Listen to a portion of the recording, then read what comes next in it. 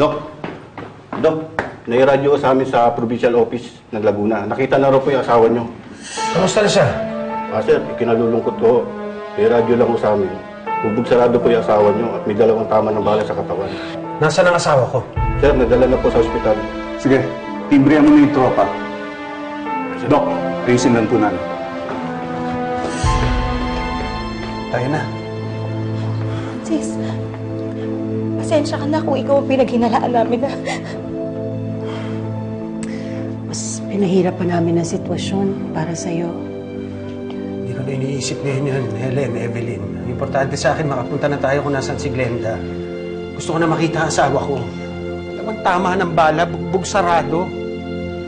Ano ba kasalanan ng asawa ko sa kanila? Mabait na tao ang asawa ko. Tayo na.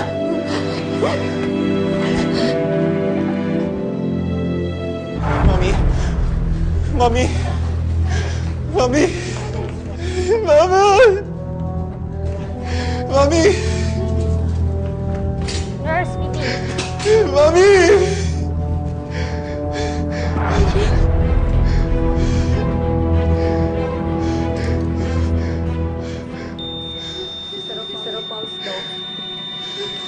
No, Vicky. Code blue tayo, code blue. Mami! Mami! 1, 2, 3, 4, 5, 6, 7, 8, 9, 10.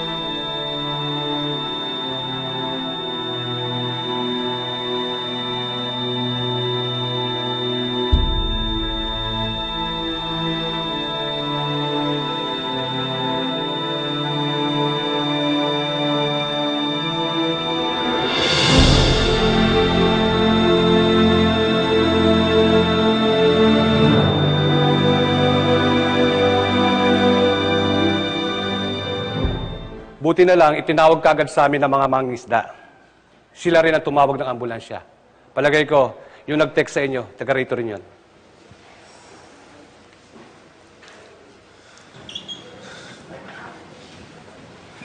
Dok, kamusta na po yung nanay ko? The good news is, you were able to revive her. Natanggal na rin namin ang mga bala sa katawan niya. Pero, mabuti na lang ang internal organ niya hindi natamaan. Pero ngayon hindi pa siya nagkakamalay. Kaya inilipat namin siya sa ICU. The next 24 hours is crucial. Kailangan siyang magising. Dahil kung hindi, magtutuloy-tuloy ito into coma. Dok, gawin niyo po lahat, ha? Gawin niyo po lahat. Yes, we will do everything we can. Pagdasalan natin siya, ha?